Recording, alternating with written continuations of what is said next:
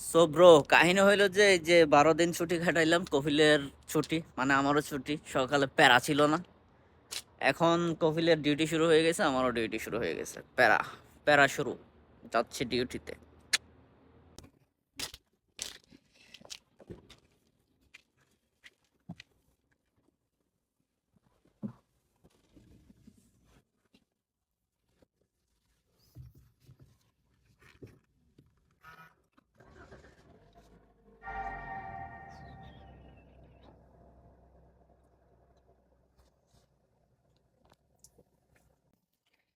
শান্তি নাই রে ভাই, শান্তি নাই।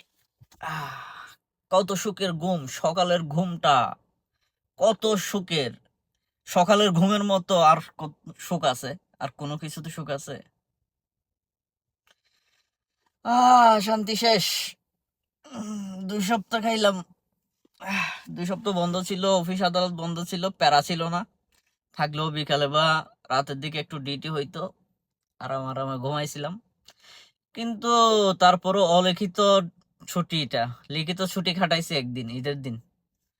প্যারা ছাড়া মোবাইল টোবাইল বন্ধ করে এক পাশে, কোনো খোঁজ খবর নাই, এরকম ডিউটি। আহ, শান্তি।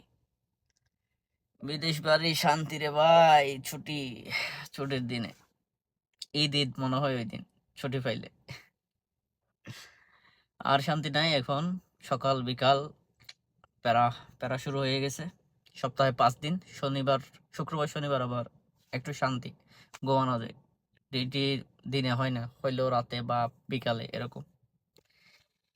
তো সব মিলাই আছি আলহামদুলিল্লাহ, ভালোই আছি। আমাদের চাইতেও খারাপ, খারাপ অনেকেই আছে। খারাপ অবস্থায়, খারাপ পজিশনে অনেকেই।